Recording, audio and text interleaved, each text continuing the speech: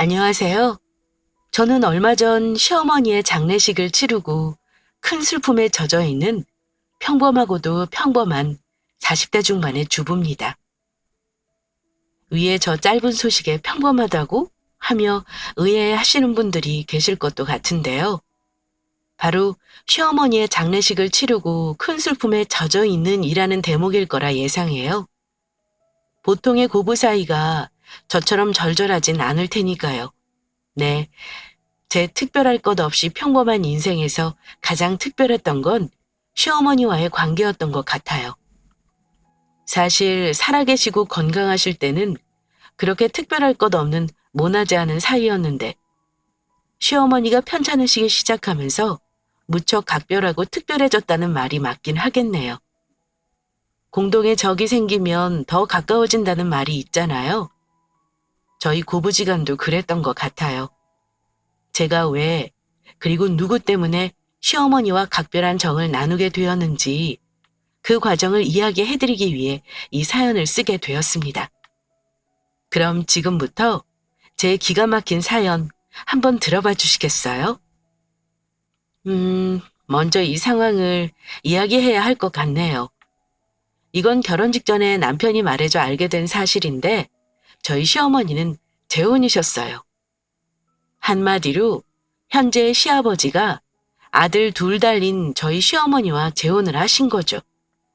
참고로 시아버지는 아이 없이 이혼하신 분이었고 시어머니는 사별이셨어요. 지금도 그렇지만 그땐 특히나 여자 혼자 힘으로 어린 아들 둘을 키우기가 벅찼던 시절이었대요. 사별 후 고생하시던 시어머니는 꽤 재력이 있는 시아버지를 만나 짧은 연애 후 결혼을 하게 되셨대요. 시아버지는 그렇게 살갑고 따뜻한 분은 아니셨지만 현처가 데려온 아들 둘을 잘 보듬어 주셨다고 합니다. 그렇게 아이들은 무럭무럭 자랐고 첫째인 제 남편은 바르게 자라 괜찮은 직장에 취직했으며 저를 만나 결혼해 안정적인 생활을 하게 되었어요. 그런데 저희 시댁의 문제 덩어리는 둘째 아들인 도련님이었어요. 제가 시집와서 본 도련님만 봐도 그랬어요. 도통 마음도 인생의 갈피도 잡지 못하고 방황하고 계셨거든요. 잔 사고들도 많이 치고 나쁜 친구들과도 어울리듯 불안해 보였죠. 시어머님은 늘 도련님이 친 사고를 수습하느라 바쁘셨고요. 다들 예상하셨겠지만 도련님의 사고를 수습하는 과정에서 시어머니는 시아버지의 눈치를 볼 수밖에 없었어요. 지금 돌이켜보면 시어머님은 도련님의 일뿐 아니라 마치 일상처럼 늘 시아버지의 눈치를 보셨던 것 같아요. 남들이 보기엔 돈 많은 남자랑 재혼해 호의호식하며 산다고 생각하겠지만 실상은 그렇지 않았던 거죠. 하긴 그것도 그렇겠죠. 다른 남자와의 사이에서 낳은 아들 둘과 자신까지 시아버지에게 의지해 경제적인 지원을 받으며 살아야 했으니까요. 그런데 설상가상으로 둘째 아들이 끊임없이 사고까지 쳐대니 얼마나 눈치가 보였겠어요. 그 밑으로 들어가는 합의금이며 벌금이며 하는 돈도 만만찮았고요. 그날도 시어머님은 호프집에서 싸움이 붙어 경찰서에 붙잡혀갔던 도련님의 뒷수습을 하고 돌아오시던 길이었어요. 저희 부부도 그 소식을 듣고 시댁에 가서 좌불안석으로 어머님과 도련님을 기다리고 있던 상태고요. 시아버지는 시어머니를 기다리시는 내내 우레와 같은 헛기침을 몇 번이고 뱉으시며 불편한 심기를 숨기지 않으셨습니다. 그리고 무언가 골똘히 생각하시는 듯 손톱과 소파 손잡이를 톡톡 치시며 현관만 노려보고 계셨죠. 그때였어요. 현관문이 열리고 뭐해? 얼른 들어오지 않고. 시어머니는 괜스레 도련님에게 더 역정을 내시며 현관으로 들어섰어요. 얼른 들어오자마자 시아버지의 눈치를 보셨고요. 시아버님은 얼굴이 피떡이 되어 들어온 도련님의 얼굴을 보시고는 곧바로 미간을 구기며 말씀하셨습니다. 동칠이 너 여기 앉아라.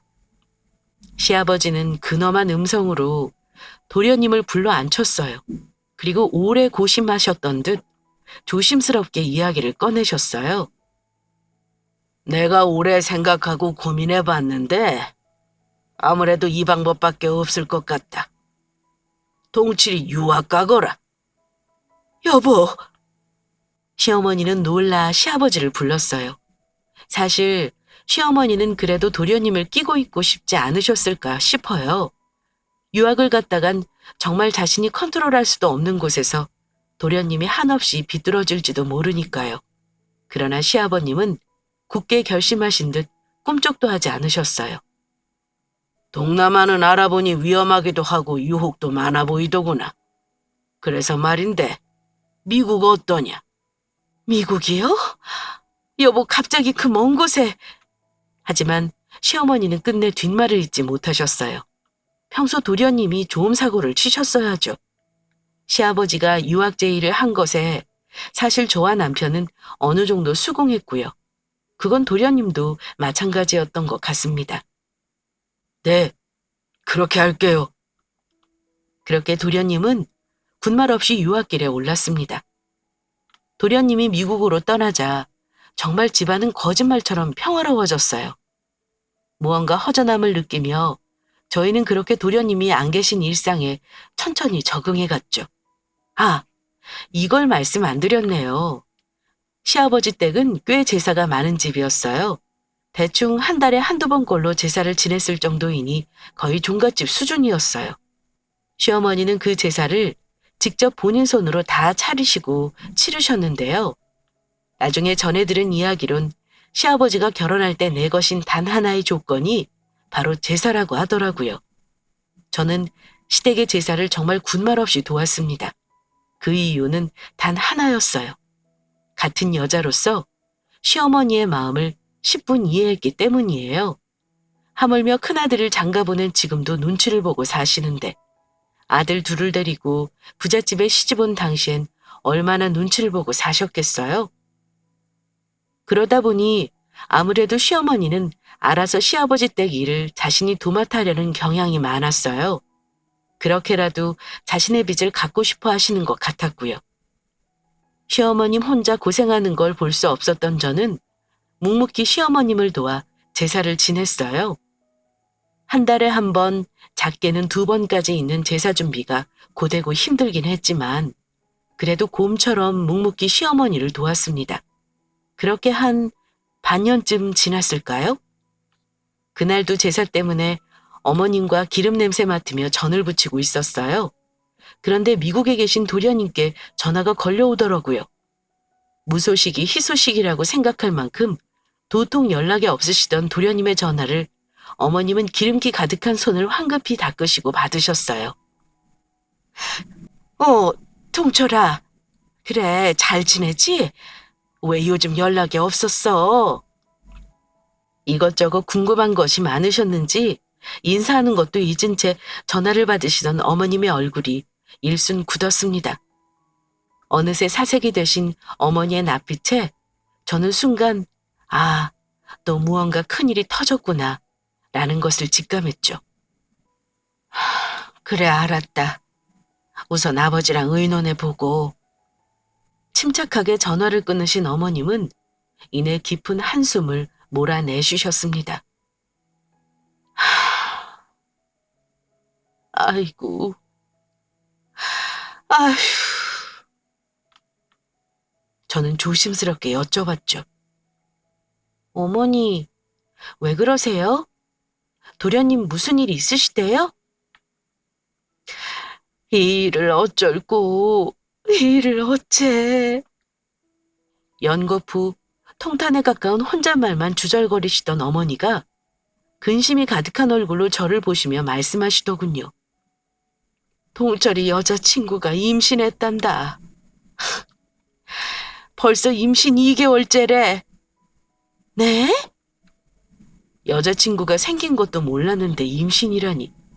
그것도 미국 유학길까지 올라서 이게 대체 무슨 일인지 저는 놀라지 않을 수 없었습니다.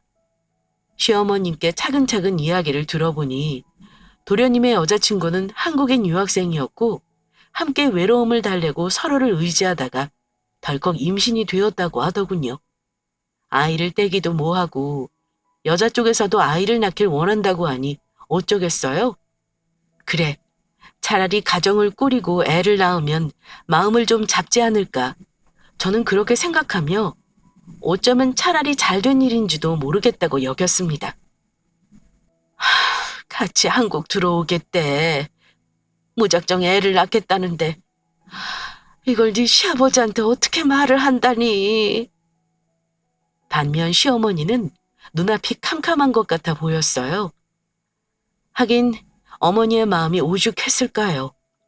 시아버지가 그 비싼 유학까지 보내놨는데 결혼한다고 당장 귀국하겠다는 말이 쉽게 떨어질 리 없으셨겠죠. 게다가 결혼하고 아이를 키우려면 돈이 필요하고 그럼 시아버지의 도움이 없인 힘든 일이니까요. 그날 밤 침울한 분위기 속 제사를 치렀습니다. 그리고 일주일 후 시어머니가 잘 말씀하셨는지 도련님은 곧장 한국으로 들어오게 되었습니다. 시아버지의 결단과 행동은 무척 빨랐습니다. 시댁과 가까운 곳에 작은 아파트를 마련하셨고 시아버지의 회사에서 도련님이 근무하는 거로 빠르게 결정되었죠. 그렇게 저는 그 이야기를 들은 지 일주일 만에 동서를 만나게 되었습니다. 동서는 마른 체구에 창백하지만 예쁘장한 얼굴에 무척 가녀린 느낌이었어요. 어린 나이에 유학하다 임신까지 해 다시 한국으로 돌아온 기분이 어떨까. 그리 동서를 안쓰러워하며 주방으로 들어갔습니다. 제가 차를 준비하고 있는데 혼자 집안을 둘러보던 동서가 삐죽 주방으로 고개를 내밀더군요. 임신에 처음으로 시댁에 인사드리러 온 어색함이 얼마나 깊을까 싶어 저는 웃으며 동서를 불렀습니다. 좀 어색하죠? 이리 와요. 그러자 동서가 턱을 삐죽 들고는 주방으로 들어오더라고요. 집이 좀 산다고 들었는데 보기보단 단출하네요. 네? 아니, 준재벌은 되는 것 같았는데 그건 아닌가 보다 해서요. 라며 제가 깎아둔 사과를 하나 주워 먹더군요. 저는 좀 어이도 없고 동서의 당돌함에 좀 놀랐어요. 요즘 남자 돈 보고 결혼하는 젊은 여자들이 많다던데 그런 류의 여자인가 의심도 들었고요. 하지만 저는 괜한 기우겠거니 생각하며 말을 돌렸습니다. 몸이 좀 약해 보이는데 임신하고 힘들겠어요. 보통 일이 아닌데. 그랬더니 동서가 저를 빤히 쳐다보며 그러더군요. 저 튼튼한데요? 다소 당돌하고 공격적인 말투에 좀 당황했지만 임신한 여자들이 아이나 임신에 관한 이야기에 예민해서 그러겠거니 생각했어요. 그럼 다행이에요. 생각해보니 만삭때가 여름이라 체력 달리면 힘들 것 같아서 한 말이니 오해하지 말아요. 걱정 마세요. 저 엄청 튼튼해요. 라며 자신감 있게 말하더군요. 하긴 보기에 좀 약해 보이는 사람들이 더 튼튼하고 다부진 경우도 덜어 있잖아요. 동서의 경우도 그렇겠거니 하고는 과일을 내 함께 거실로 향했습니다. 거실에선 한참 도련님과 시아버님이 향후 거처에 대해 논의 중이었어요. 막 시아버님이 입을 떼셨습니다. 한 달에 한 300이면 아껴서 잘 살 수 있지 않겠니? 시아버님이 크게 마음을 써주신 것 같았어요. 그도 그럴 것이 기술도 없고 일도 할 줄 모르는 도련님에게 한 달에 300만 원씩 월급을 주시겠다는 거니까요. 도련님도 시아버님의 그 마음과 배려가 너무도 고마웠는지 눈물까지 글썽이며 고개를 끄덕거리더군요. 예, 아버지. 감사합니다. 그런데 불쑥 동서가 대화에 끼어들었습니다. 애게. 모든 시선이 동서에게로 몰렸죠. 300 너무 짜지 않아요? 요즘 물가에 월 300으로 애를 어떻게 키워요? 그렇게 말갛게 물어오는데 저는 말문이 턱하고 막혔습니다. 정말 순식간에 분위기가 싸해졌죠. 시댁 식구들 눈치를 보며 입만 어버버하고 있는데 동서가 덧붙이더군요. 저는 몸이 약해서 애 낳아도 맞벌이는 못하거든요. 그래서 좀 걱정돼서요. 라며 못 박듯 말하더군요. 조금 전까진 제게 건강하니 걱정하지 말라고 되바라지게 말하던 동서는 어디로 간 걸까요?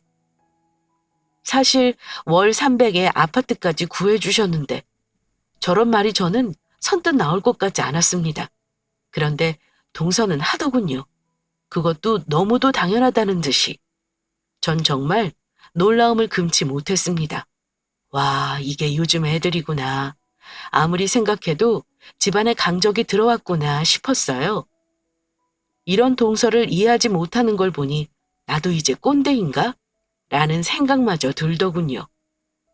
시어머니와 시아버지도 얼굴엔 당혹스러움이 가득했습니다.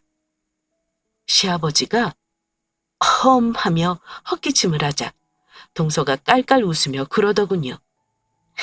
농담이에요, 농담. 처음 인사 온 시댁에서 농담이라니. 정말 거침없는 사람이 아니면 예의가 없는 사람 둘 중에 하나라는 판단이 서더군요. 하지만 시부모님은 그저 두 눈을 질끈 감으셨습니다. 이미 임신까지 한 동서를 이제와 내칠 수 없다는 이유도 있었지만 가장 큰 이유는 몰라보게 의젓해진 도련님 때문이었습니다. 제가 잘하겠습니다. 이젠 정말 걱정 안 끼치고 사고 안 치고 열심히 살게요. 아이가 생기고 나니까 두 분 마음 너무 잘 알겠어요. 라며 눈시울까지 붉히는 도련님의 모습은 정말 그 사이 부쩍 철이 든 모습이었어요. 와이프가 어떤 사람이든 집안의 골칫거리였던 도련님이 마음을 잡았으니 그것으로 되었다. 시부모님은 그리 생각하시는 눈치셨어요. 어쨌든 두 사람의 결혼은 일사천리로 진행되었습니다. 무사히 상견례를 치르고 초스피드 결혼식을 올렸고 저희는 가족이 되었습니다. 각오처럼 도련님은 정말 몰라보게 착실해졌어요. 일도 정말 열심히 했고 눈에 띄게 의젓해졌어요. 그리고 동서는 가끔 얼굴을 빼꼼히 내비쳐서 시댁의 반찬을 싹 쓸어갔죠. 그런데 웃기게도 제사 음식을 할 때는 정말 코빼기도 볼 수 없었어요. 이유는 입덧이 심해서요. 제가 워낙 몸이 약하잖아요. 였어요. 입덧 기간이 끝나고 나서는 완삭이라 몸이 무거워요. 배가 좀 뭉쳤나 봐요. 제가 몸이 약하잖아요. 네네, 다 이해했어요. 저도 임신 안 해본 것도 아니고 아이를 뱃속에 품는다는 것이 정말 쉽지 않은 일이라는 것 또한 잘 아니까요. 물론 저는 임신했을 때도 시댁 행사에 한 번도 빠진 적이 없었지만 동서의 말대로 동서는 몸이 특히 약하니까 그럴 수 있다고 생각했죠. 하지만 정말 얄미운 건 제사가 다 끝나고 꼭 얼굴을 디밀어 저와 시어머니가 해놓은 제사 음식을 가져간다는 거였어요. 와, 전 이렇게 맛있는 전은 처음 먹어봐요. 그런 동서에게 시어머니는 싫은 소리 한마디 쉽게 하지 못하셨습니다. 동철 씨, 결혼 전에 사고 엄청 쳤다면서요? 저 만나서 사람 된 거 맞죠? 그 말 한마디 때문이었어요. 대신 시어머니는 이제 시아버지뿐 아니라 제 눈치도 보시더군요. 동철이 처가 보기에도 몸이 많이 약해 보이는데 아무래도 힘에 부치나 보다. 처음엔 그렇게 말씀하시며 동서에겐 한없이 자애로운 시어머니께 서운한 감정도 들었어요. 하지만 저는 그 이유를 너무도 잘 알았어요. 정말로 동서를 만나고 도련님이 변했으니까요. 방황하고 통 마음을 잡지 못하던 아들이 그렇게 착실하게 사는 것만으로도 시어머니는 동서에게 감사하신 듯 했어요. 또 하나, 공 같은 저와 달리 동서는 참 여우처럼 애교가 많았어요. 시어머니나 시아버지에게 입안에 혀처럼 굴었어요. 어머, 아버님, 세상에 어떻게 이렇게 멋지게 입으세요? 풍채가 좋으셔서 그런가 이 꽃도 너무 잘 어울려요. 어머니, 전 친정엄마가 해준 음식보다 어머니 음식이 훨씬 맛있는 거 있죠? 저 용돈 좀 주시면 안 돼요? 입에 발린 소리를 참 예쁘게 잘하고 거침없는 성격답게 스킨십도 애교스럽게 잘했죠. 사실 시어머니보단 시아버지가 꽤 귀여워하셨고요. 딸이 없는 집이다 보니 동서는 예쁨을 꽤 많이 받았습니다. 그렇게 시간이 지나고 동서는 귀여운 사내아이를 낳았습니다. 하지만 출산을 하고도 동서는 시댁 행사에 코빼기도 보이지 않았어요. 이유는 네, 맞아요. 몸이 약해서라는 핑계였어요. 제가 얼핏 출산 후 몸매 관리한다고 비싼 PT에 필라테스까지 다닌다고 들었는데 거기다 진을 다 빼서 전 부칠 힘은 없었던 모양이에요. 차라리 아예 얼굴도 안 비치면 덜 얄미웠을 텐데 꼭 제가 다 준비하고 나면 어떻게 알고 도착해서는 어머니, 사내 아이 둘을 어떻게 키우셨어요? 전 정말 너무 힘들어 죽겠어요. 징징대며 현관으로 들어오기 일쑤였습니다. 몸도 약한데 힘들지? 물론 제가 뼈 빠지게 해놓은 음식은 싹 다 동서가 챙겨갔고요. 며칠 반찬 걱정은 안 해도 되겠다. 하며 얄밉게 웃으면서요. 요즘 동철이 말썽 안 피우지? 말썽이랄 건 없는데 제가 몸이 안 좋으니까요. 육아 참여도가 너무 낮아요. 육아 참여도가 낮을 수밖에요. 동서가 돈 벌어오라고 닥달하는 통에 도련님은 회사 마치고 밤에 호프집 알바까지 하고 있었거든요. 그래도 시어머니는 그렇게 제 가정을 위해 도련님이 열심히 사는 덕도 다 동서 때문이라고 여기시는지 내가 이야기 좀 해봐야겠다. 조금만 참아. 애 금은 좀 나아질 거야. 응? 라고 동서를 토닥이며 달래는 게 다였습니다. 그러던 어느 날 밤에 시어머니에게 급히 전화가 왔습니다. 너 나랑 동철이네 좀 다녀와 보면 안 되겠니? 동철이 처가 집에 없어서 애가 울고 난리라는데 무슨 일인지 모르겠다. 혼자 가려니 엄두가 안 나. 갑작스런 일에 무척 놀라신 모양인지 시어머니의 음성은 잘게 떨리고 계셨어요. 저는 만사 제쳐두고 동서내로 달려가 봤습니다. 들어선 집골이 정말 말 그대로 엉망이었어요.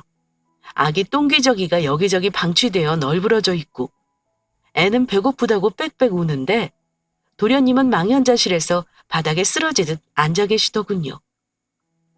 동철아, 세상에 이게 무슨 일이니? 어머니는 아이를 안아두셨어요. 아기가 젖살이 통통해야 할 때 피죽도 못 얻어먹은 것처럼 얼굴이 홀쭉해져 있더라고요. 일단 애 분유부터 먹여야겠더군요. 달려가 젖병을 찾는데 세상에 저는 경악을 금치 못했습니다.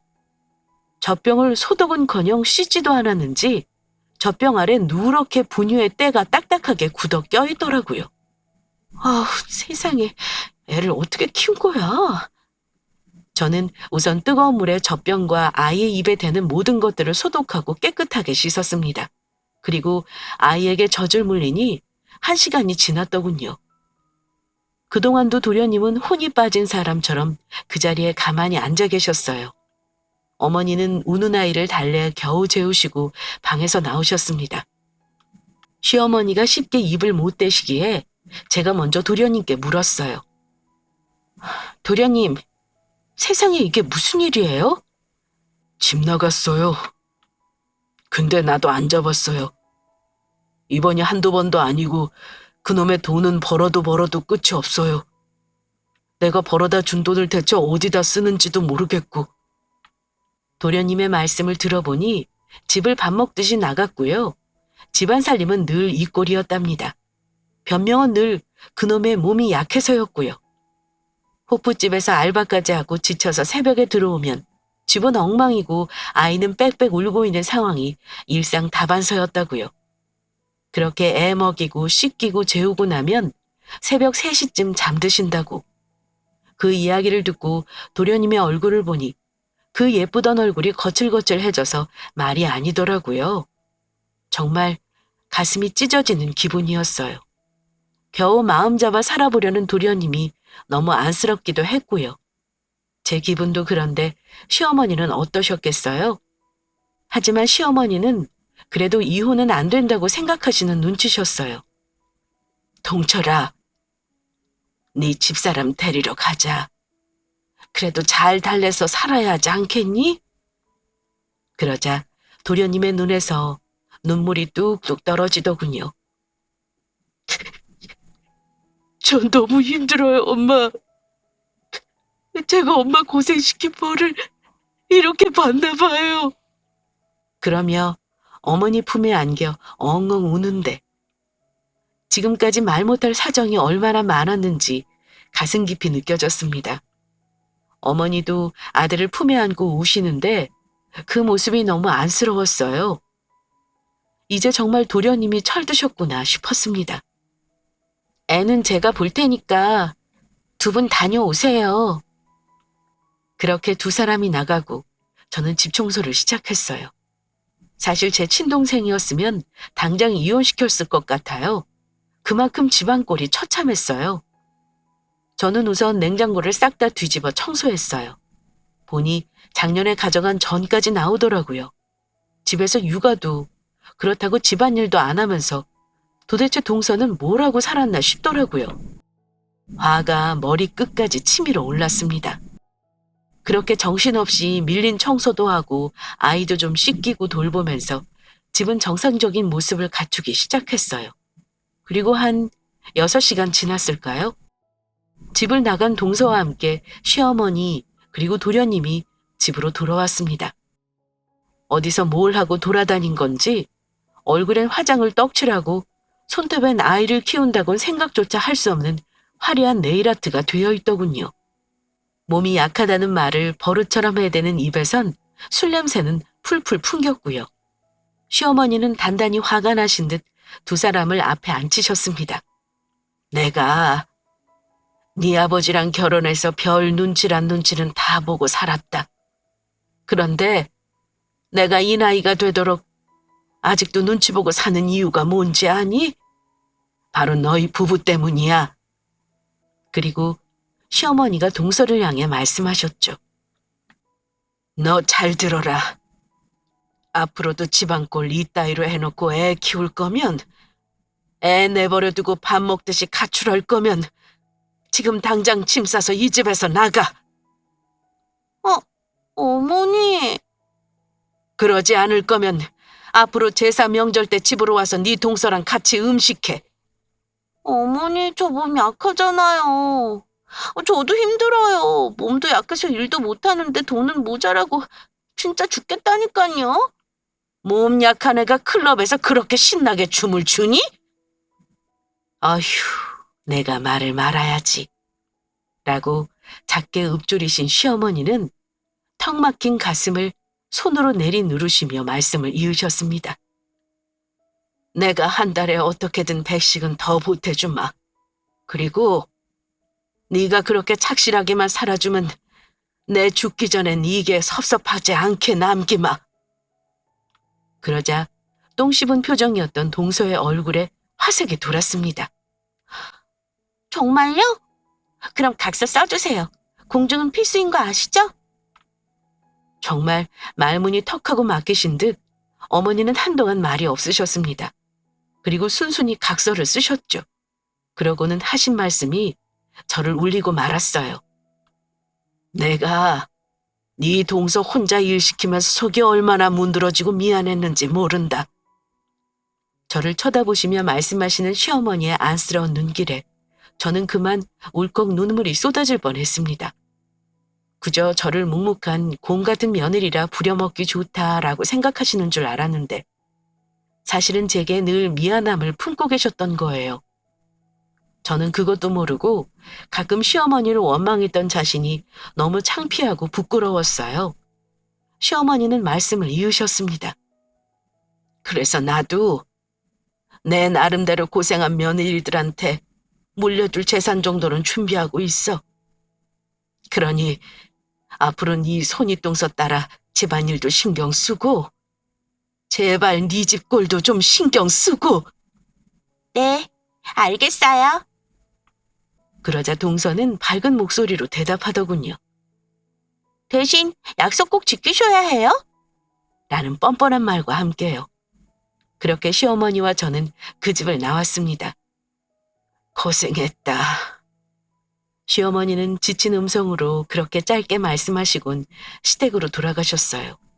저도 씁쓸하고 걱정되는 마음을 안고 집으로 돌아왔죠. 그런데요, 부부 사이라는 게 참 웃기죠? 그 난리를 피우고 저와 시어머니와 약속한 지 딱 한 달 만에 도련님 부부는 또다시 임신 소식을 전해왔습니다. 전 그때 솔직히 동서가 일하기 싫어서 임신한 건 아닌가 하는 의심이 들더군요. 그리고 제 예상대로 또다시 그놈의 몸이 약해서 드립이 시작되었죠. 어머니 아시죠? 저 입덧 때문이니까 이번에만 봐주셔야 해요? 그래, 애 가졌으니 어쩌겠니. 시어머니는 그렇게 또 동서의 얄미운 짓을 눈감아 주셨어요.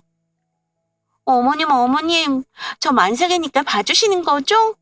하며 아양을 떠는데 저도 사람인지라 정말 속이 부글부글 끓더군요. 그리고 그날 제게 넌지시 묻더군요. 어머님이 재산 얼마나 물려주시려나? 솔직히 저 만나고 동철 씨 맘 잡았는데 좀 많이 챙겨주셔야 하는 거 아닌가? 그러면서 깔깔 웃는데 순간 저는 처음 동서가 이 집에 와서 제게 했던 말들이 오버랩 되더라고요. 정말 돈 보고 도련님께 접근한 것이 아닌가 덜컥 겁이 났습니다. 하지만 누구에게도 섣부르게 말할 수 없는 이야기였기에 벙어리 냉가슴만 알았습니다. 그렇게 시간이 지났습니다. 동서는 둘째를 건강하게 출산했어요.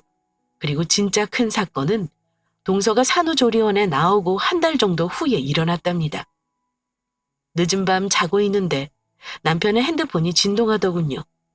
눈을 비비며 일어나 도착한 메시지를 확인한 남편의 얼굴이 하얗게 질리기 시작했습니다. 여보, 왜 그래? 무슨 일 있어? 동철이, 우리 동철이 하며 잠옷바람으로 밖으로 뛰어나가더군요.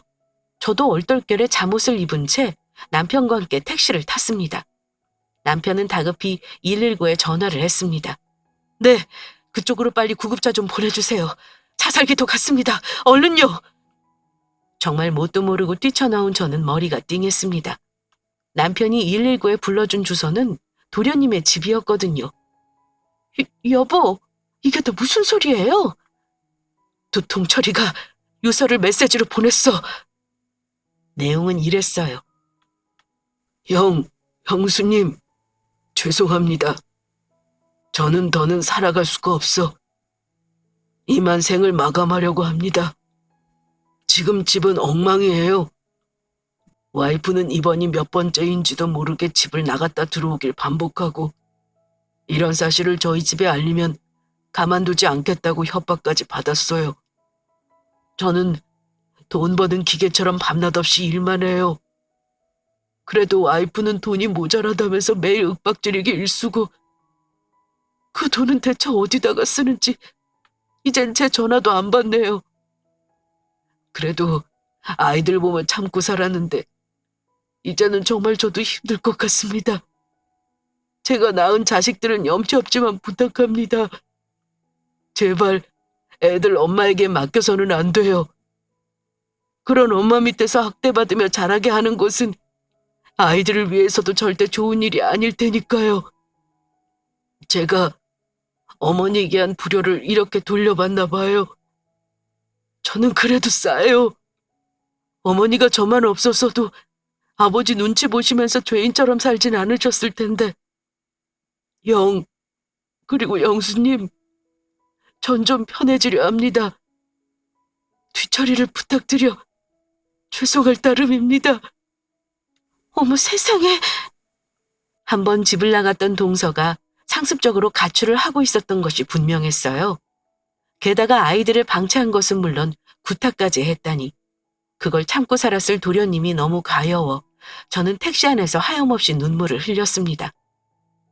집에 가보니 이미 구급대가 도착해 있었어요.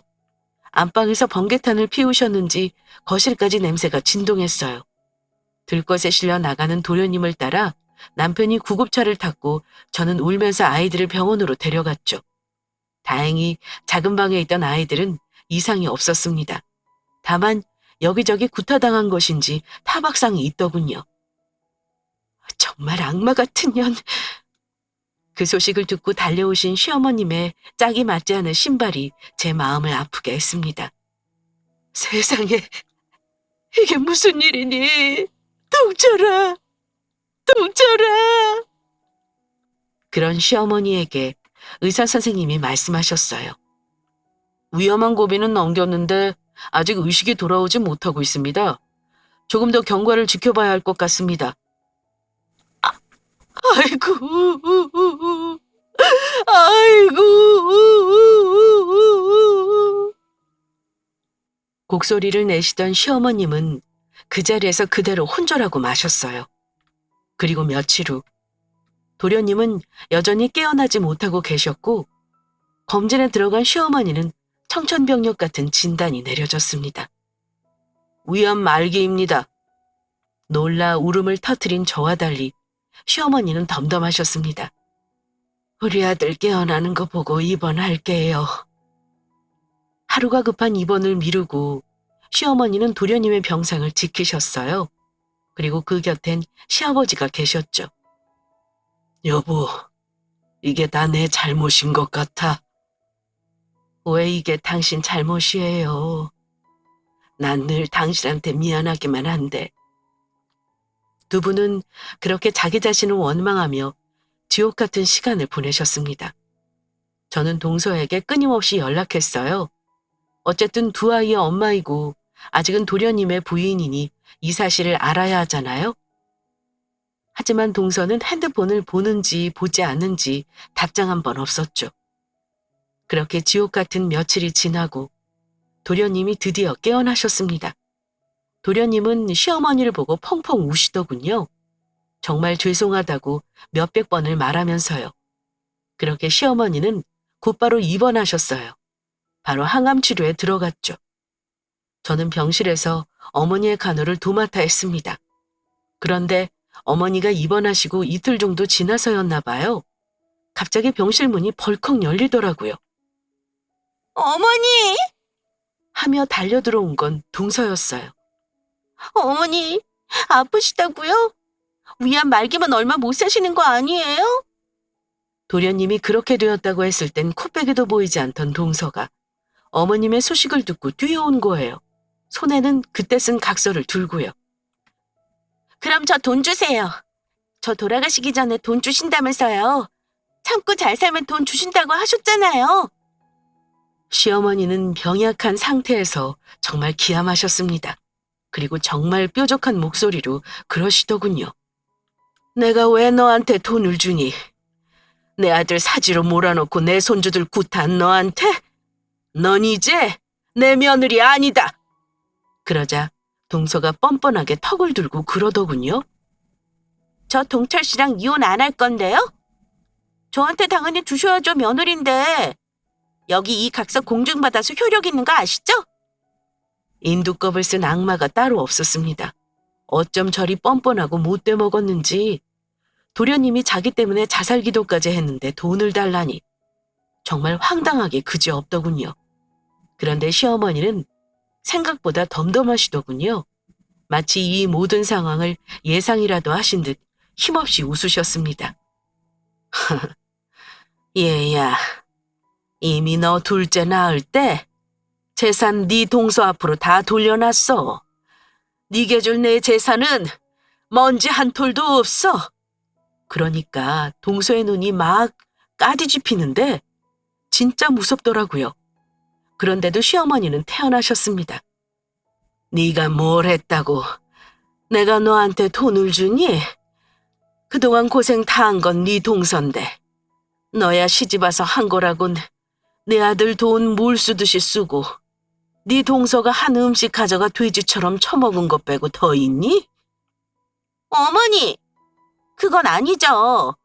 평생 시아버지 눈치 보시면서 살던 애물단지 제가 인간 만들어놨는데 그 은혜를 모르셔도 너무 모르시는 거 아니에요?